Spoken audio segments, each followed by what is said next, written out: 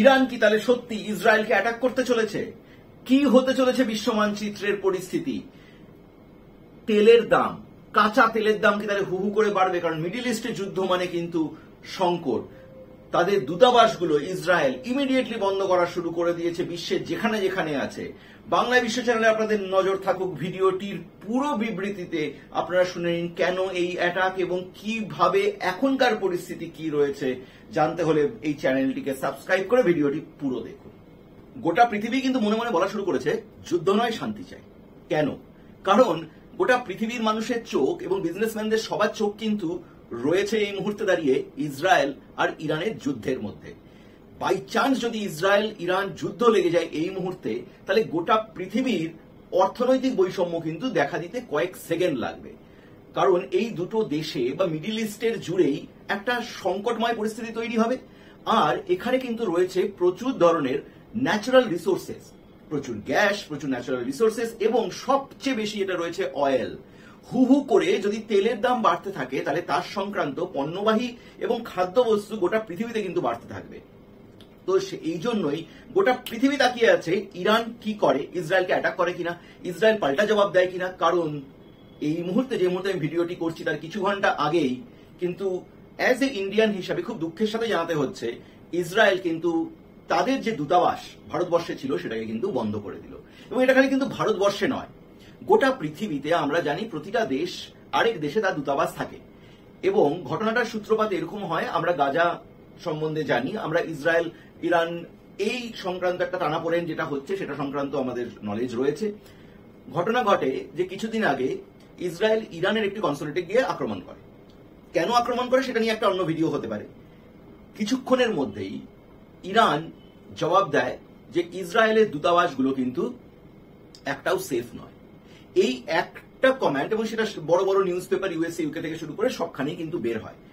এই যে একটা ইনফরমেশন যে ইরান বলছে যে ইসরায়েলের দূতাবাসগুলো কিন্তু একটাও সেফ নয়, তার মানে তারা বুঝিয়ে দিচ্ছে তারা অ্যাটাক করতে পারে তাদের দূতাবাসে।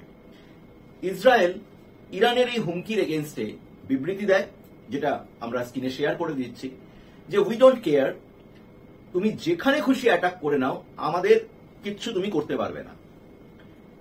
বলে তো দিয়েছে, বাট বলার 24 ঘন্টার মধ্যেই কিন্তু ইসরায়েল গভর্নমেন্ট এই মুহূর্তে দাঁড়িয়ে বিশ্বের প্রায় সব দেশে তাদের যে দূতাবাসগুলো ছিল সেগুলো কিন্তু বন্ধ করা শুরু করে দিল।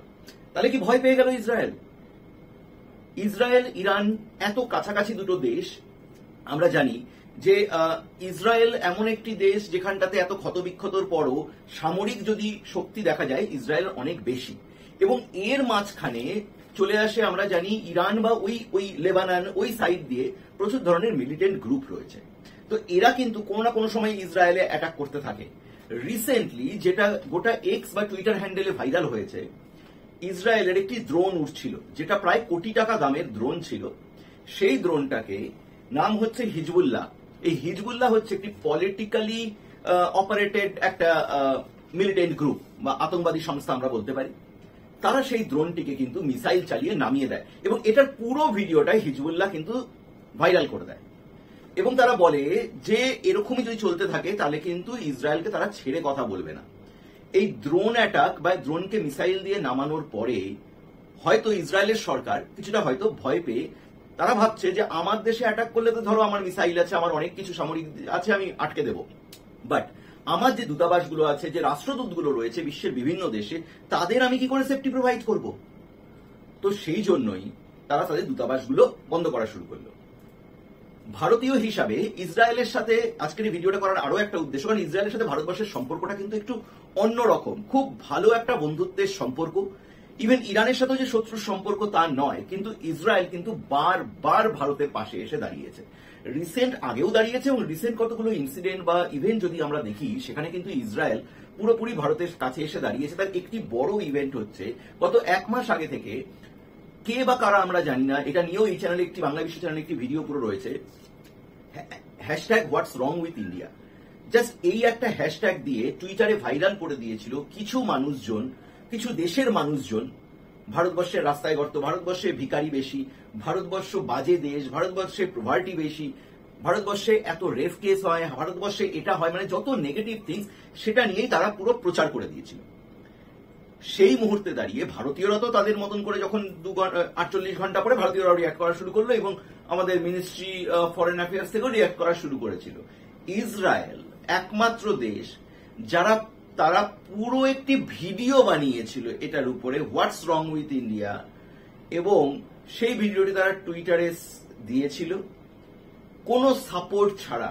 না ভারতবর্ষের গভর্নমেন্ট কোনো সাপোর্ট চেয়েছিল, ইসরায়েল নিজে থেকে ভিডিওটি করেছিল এবং তারা ইন্ডিয়ার পাশে আছে সেটি বারবার চোখে আঙ্গুল দিয়ে বুঝিয়ে দিয়েছিল, ভিডিও বার্তাতেই সেটা ছিল।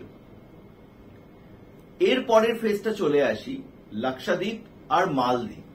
লাক্ষাদ্বীপ আর মালদ্বীপ নিয়ে যখন তালমতল চলছিল, গোটা সোশ্যাল মিডিয়ায় যুদ্ধ চলছিল বলা যেতে পারে একতরফে, সেই সময় কিন্তু ইসরায়েল হাসি মুখে লাক্ষাদ্বীপের পাশে এসে দাঁড়ায়।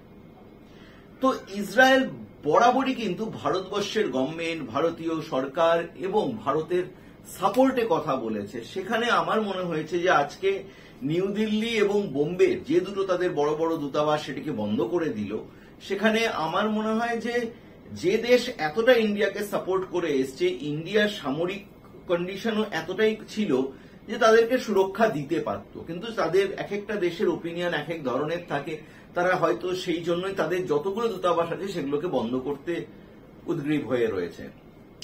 বিশ্ব মানচিত্র বা জিওপলিটিক্যাল মানচিত্রে গোটা বিশ্বের নজর রয়েছে এই মুহূর্তে দাঁড়িয়ে ইসরায়েল আর ইরানের দিকে, কারণ ইরান বাই চান্স যদি কোনো একটা যুদ্ধ ছেড়ে দেয় তাহলে কিন্তু বিশ্বের অর্থনৈতিক পরিস্থিতি তলানিতে গিয়ে দাঁড়াবে। মানে একদিকে যেমন রিসেশন আসছে বলে অনেকে দাবি করছে, আর আরেক দিকে কিন্তু পুরোপুরি তেলের দাম, কাঁচা তেলের দাম বাড়তে থাকবে। কাঁচা তেলের দাম যেই মুহূর্তে বাড়বে, কারণ তার সাথে রিলেটেড হচ্ছে ট্রান্সপোর্ট সিস্টেমের সাথে রিলেটেড হচ্ছে আপনার খাদ্য সামগ্রী, আপনার দৈনন্দিন সামগ্রী, সবকিছুই কিন্তু বাড়তে থাকবে। আমি খালি ইন্ডিয়ার প্রেক্ষিতে বলছি না, গোটা বিশ্বের প্রেক্ষিতে। কারণ মিডিল ইস্টের কান্ট্রি মানে ইরান আর ইরাক, ইসরায়েল, এই দুটো দেশের যদি আমরা অ্যাঙ্গেলটা দেখি, একজন যুদ্ধ করলে তার এফেক্ট পড়বেই। এবার এই দূতাবাস বন্ধ করার পরে ইরান একটি ভিডিও প্রকাশ করে। ভিডিওতে কি বলছে যে গাজা থেকে যদি তাদের সামরিক বাহিনী ইসরায়েল সরিয়ে নেয় তাহলে পরে তারা এই অ্যাটাক থেকে বিরত থাকতে পারে বা তারা এই অ্যাটাক নিয়ে একটু চিন্তা ভাবনা করতে পারে, মানে একটু নমনীয় হতে পারে।